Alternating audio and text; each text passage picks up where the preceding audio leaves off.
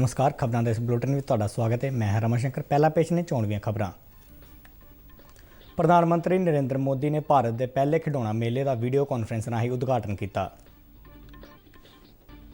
प्रधानमंत्री ने कहा कि भारत खिडौना मेला आत्मनिर्भर भारत के निर्माण और देश ਦੀਆਂ सदियां पुरानियां रवायतों को मजबूत करने की दिशा में महत्वपूर्ण कदम है। प्रधानमंत्री नरेंद्र मोदी भलके आकाशवाणी के बहुत चर्चित प्रोग्राम मन की बात तहत देशवासियों नाल गलबात करेंगे।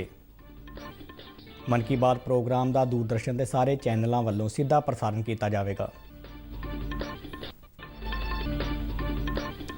केंद्रीय गृह मंत्रालय ने कोविड-19 की निगरानी और कंटेनमेंट लिए नवे दिशा निर्देश जारी किए।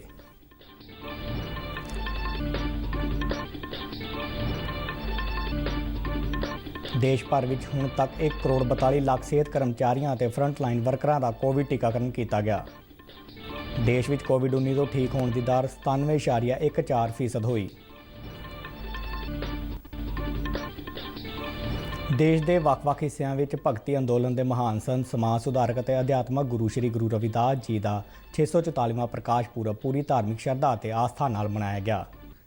श्री गुरु रविदास जी के प्रकाश पुरब ते राष्ट्रपति, प्रधानमंत्री और पंजाब के मुख्यमंत्री ने लोगों को बधाइयां दित्तियां।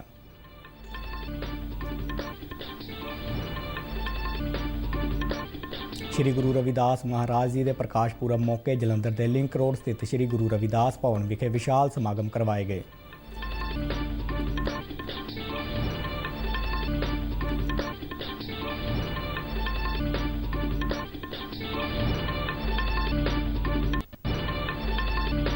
मुख्यमंत्री कैप्टन अमरिंदर सिंह ने लेह के बटालिक सैक्टर में कंट्रोल रेखा नेड़े शहीद होने वाले नायब सूबेदार परविंदर सिंह के परिवार को 50 लाख रुपए की माली मदद के नाल एक परिवारक जी को सरकारी नौकरी देने का ऐलान किया।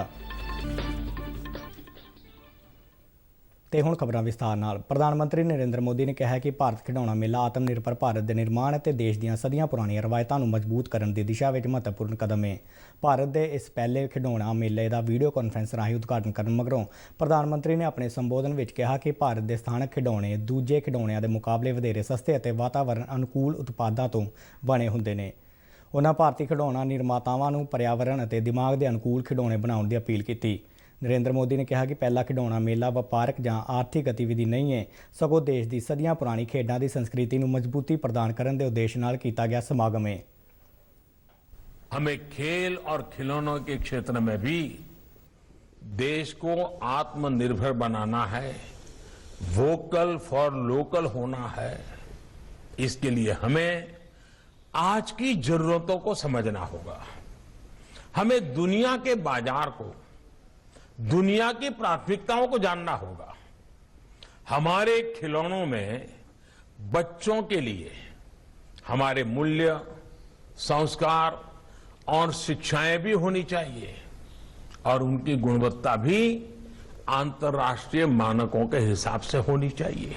खिलौनों के साथ भारत का रचनात्मक रिश्ता,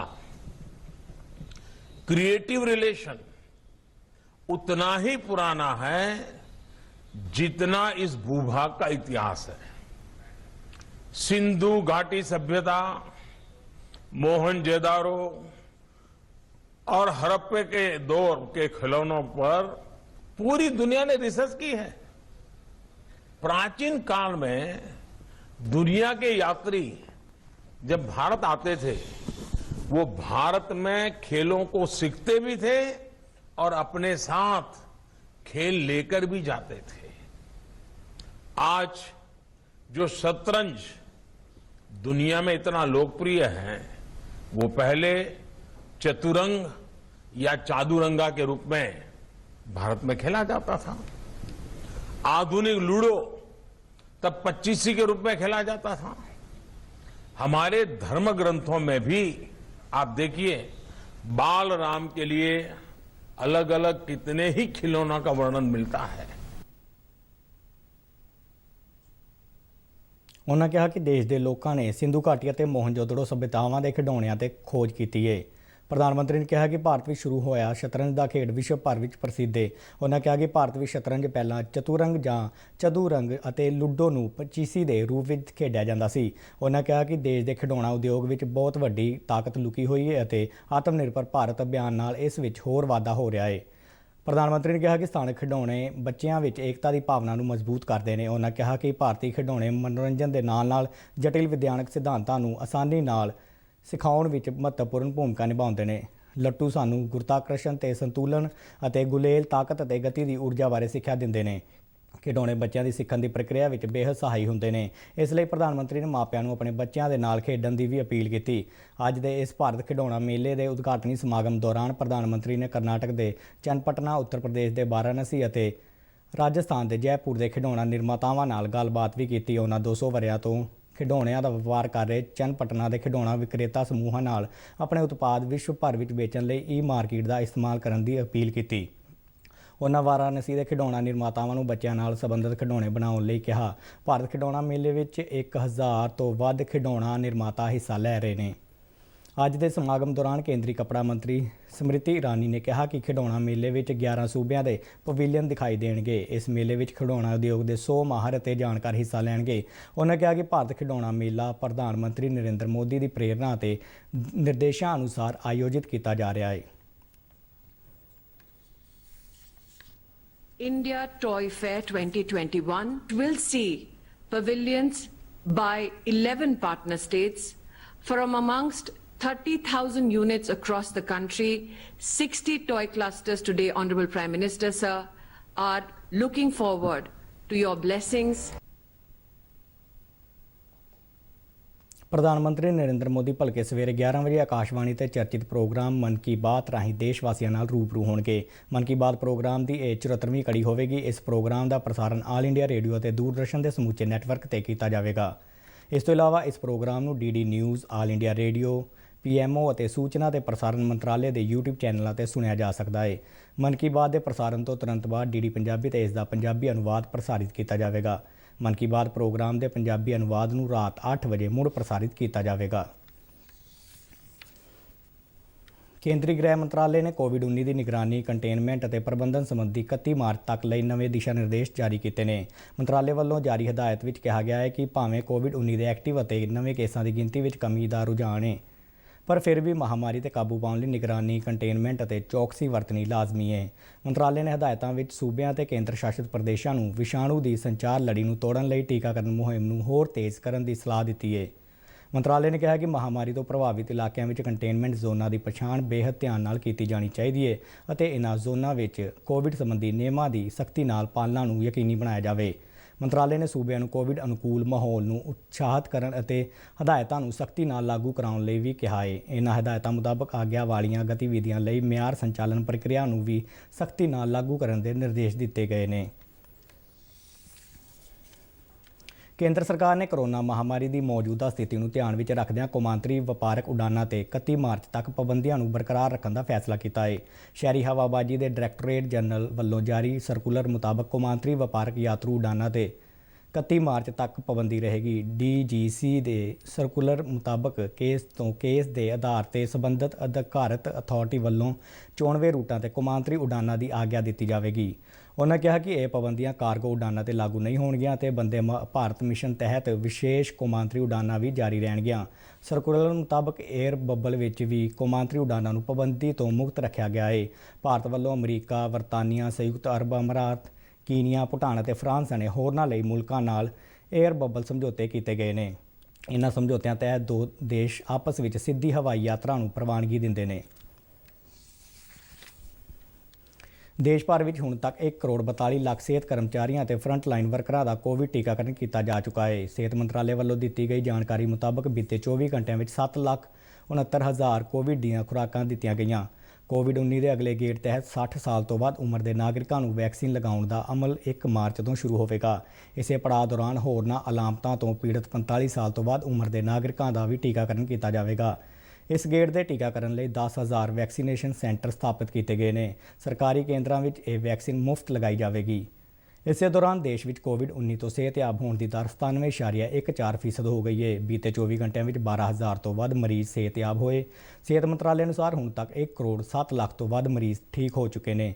ਦੇਸ਼ ਵਿੱਚ ਐਕਟਿਵ ਮਾਮਲਿਆਂ ਦੀ ਗਿਣਤੀ 1,59,590 ਹੈ, ਜੋ ਕਿ ਕੁੱਲ ਪੋਜ਼ਿਟਿਵ ਮਾਮਲਿਆਂ ਦਾ 1.44% ਹਿੱਸਾ ਹੈ।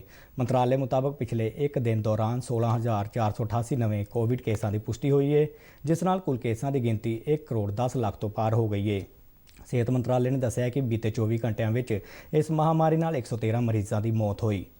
ਹੁਣ ਤੱਕ ਕੋਵਿਡ-19 ਕਾਰਨ ਦੇਸ਼ ਵਿੱਚ 1,56,000 ਦੇ ਕਰੀਬ ਮਰੀਜ਼ ਜਾਨਾਂ ਗਵਾ ਚੁੱਕੇ ਨੇ। ਕੇਂਦਰੀ ਸਿਹਤ ਮੰਤਰਾਲਾ ਅਨੁਸਾਰ ਮਹਾਰਾਸ਼ਟਰ, ਕੇਰਲ, ਪੰਜਾਬ, ਕਰਨਾਟਕ, ਤਮਿਲਨਾਡੂ ਅਤੇ ਗੁਜਰਾਤ ਵਿੱਚ ਕੋਵਿਡ-19 ਦੇ ਐਕਟਿਵ ਕੇਸਾਂ ਦੀ ਗਿਣਤੀ ਵਿੱਚ ਲਗਾਤਾਰ ਵਾਧਾ ਦਰਜ ਕੀਤਾ ਗਿਆ ਹੈ। ਮਹਾਰਾਸ਼ਟਰ ਵਿੱਚ ਬੀਤੇ ਦਿਨ 8,333 ਨਵੇਂ ਕੋਰੋਨਾ ਮਾਮਲੇ ਦਰਜ ਹੋਏ। ਕੇਰਲ ਵਿੱਚ 3,671 ਜਦਕਿ ਪੰਜਾਬ ਵਿੱਚ 622 ਤਾਜ਼ਾ ਮਾਮਲੇ ਸਾਹਮਣੇ ਆਏ। ਅੱਜ ਦੇਸ਼ ਦੇ ਵੱਖ-ਵੱਖ ਹਿੱਸਿਆਂ ਵਿੱਚ ਭਗਤੀ ਅੰਦੋਲਨ ਦੇ ਮਹਾਨ ਸੰਤ, ਸਮਾਜ ਸੁਧਾਰਕ ਅਤੇ ਅਧਿਆਤਮਕ ਗੁਰੂ ਸ੍ਰੀ ਗੁਰੂ ਰਵਿਦਾਸ ਜੀ ਦਾ ਪ੍ਰਕਾਸ਼ ਪੁਰਬ ਪੂਰੀ ਧਾਰਮਿਕ ਸ਼ਰਧਾ ਅਤੇ ਆਸਥਾ ਨਾਲ ਮਨਾਇਆ ਗਿਆ। ਇਸ ਮੌਕੇ ਵੱਡੇ ਪੱਧਰ ਤੇ ਧਾਰਮਿਕ ਸਮਾਗਮ ਅਤੇ ਮੇਲਿਆਂ ਦਾ ਆਯੋਜਨ ਕੀਤਾ ਗਿਆ। ਭਗਤੀ ਅੰਦੋਲਨ ਦੇ ਸੰਤ ਰਵਿਦਾਸ ਨੇ ਜਾਤੀ ਪ੍ਰਥਾ ਸਮਾਪਤ ਕਰਨ ਲਈ ਅਣਥੱਕ ਕੋਸ਼ਿਸ਼ਾਂ ਕੀਤੀਆਂ। ਉਹਨਾਂ ਸਮਾਜਿਕ ਏਕਤਾ, ਸਮਾਨਤਾ ਅਤੇ ਵੱਖ-ਵੱਖ ਸਮਾਜਿਕ ਬੁਰਾਈਆਂ ਤੋਂ ਦੂਰ ਰਹਿਣ ਦਾ ਸੰਦੇਸ਼ ਦਿੱਤਾ। ਸੰਤ ਰਵਿਦਾਸ ਦਾ ਜੀਵਨ ਮਾਨਵਤਾ ਨੂੰ ਸਮਰਪਿਤ ਸੀ। ਸੰਤ ਰਵਿਦਾਸ ਸੰਤ ਕਬੀਰ ਦੇ ਸਮਕਾਲੀ ਸਨ। ਸ੍ਰੀ ਗੁਰੂ ਰਵਿਦਾਸ ਜੀ ਦੀ ਬਾਣੀ ਸ੍ਰੀ ਗੁਰੂ ਗ੍ਰੰਥ ਸਾਹਿਬ ਵਿੱਚ ਵੀ ਦਰਜ ਹੈ। ਉਹਨਾਂ ਦੀਆਂ ਰਚਨਾਵਾਂ ਨੇ 16ਵੀਂ ਸਦੀ ਤੋਂ ਬਾਅਦ ਭਗਤੀ ਲਹਿਰ ਵਿੱਚ ਮਹੱਤਵਪੂਰਨ ਪ੍ਰਭਾਵ ਪਾਇਆ। ਸ੍ਰੀ ਗੁਰੂ ਰਵਿਦਾਸ ਜੀ ਦੇ 644ਵੇਂ ਪ੍ਰਕਾਸ਼ ਪੁਰਬ ਤੇ ਰਾਸ਼ਟਰਪਤੀ ਰਾਮਨਾਥ ਕੋਵਿੰਦ, ਪ੍ਰਧਾਨ ਮੰਤਰੀ ਨਰਿੰਦਰ ਮੋਦੀ ਅਤੇ ਪੰਜਾਬ ਦੇ ਮੁੱਖ ਮੰਤਰੀ ਕੈਪਟਨ ਅਮਰਿੰਦਰ ਸਿੰਘ ਨੇ ਲੋਕਾਂ ਨੂੰ ਵਧਾਈਆਂ ਦਿੱਤੀਆਂ।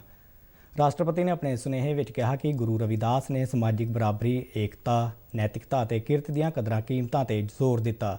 ਸ਼੍ਰੀ ਰਾਮਨਾਥ ਕੋਵਿੰਦ ਨੇ ਗੁਰੂ ਜੀ ਦੀਆਂ ਸਿੱਖਿਆਵਾਂ ਦੀ ਪਾਲਣਾ ਕਰਦਿਆਂ ਸਮਾਨਤਾ, ਏਕਤਾ ਅਤੇ ਨਿਆਂ ਤੇ ਆਧਾਰਿਤ ਸਮਾਜ ਤੇ ਦੇਸ਼ ਦੇ ਨਿਰਮਾਣ ਲਈ ਇਕਜੁੱਟ ਹੋ ਕੇ ਅੱਗੇ ਵਧਣ ਦਾ ਸੱਦਾ ਦਿੱਤਾ।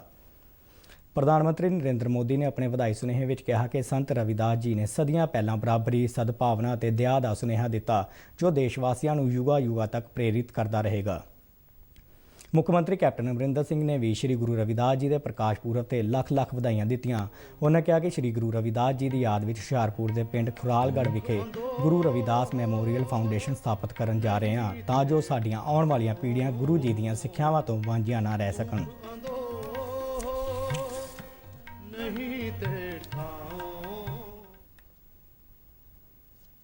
ਸ਼੍ਰੀ ਗੁਰੂ ਰਵਿਦਾਸ ਮਹਾਰਾਜ ਜੀ ਦੇ 644ਵੇਂ ਪ੍ਰਕਾਸ਼ ਪੁਰਬ ਮੌਕੇ ਅੱਜ ਜਲੰਧਰ ਦੇ ਲਿੰਕ ਰੋਡ ਸਥਿਤ ਸ਼੍ਰੀ ਗੁਰੂ ਰਵਿਦਾਸ ਭਵਨ ਵਿਖੇ ਵੀ ਵਿਸ਼ਾਲ ਸਮਾਗਮ ਕਰਵਾਏ ਗਏ। ਇਸ ਮੌਕੇ ਗੁਰਪੁਰਬ ਸੰਬੰਧੀ ਰੱਖੇ ਗਏ ਸ਼੍ਰੀ ਅਖੰਡ ਪਾਠ ਸਾਹਿਬ ਦੇ ਭੋਗ ਪਾਏ ਗਏ। ਸਮਾਗਮ ਦੌਰਾਨ ਵਿਦਿਆਰਥੀਆਂ ਅਤੇ ਕੀਰਤਨੀ ਜਥਿਆਂ ਵੱਲੋਂ ਰੂਹਾਨੀ ਕੀਰਤਨ ਕੀਤਾ ਗਿਆ।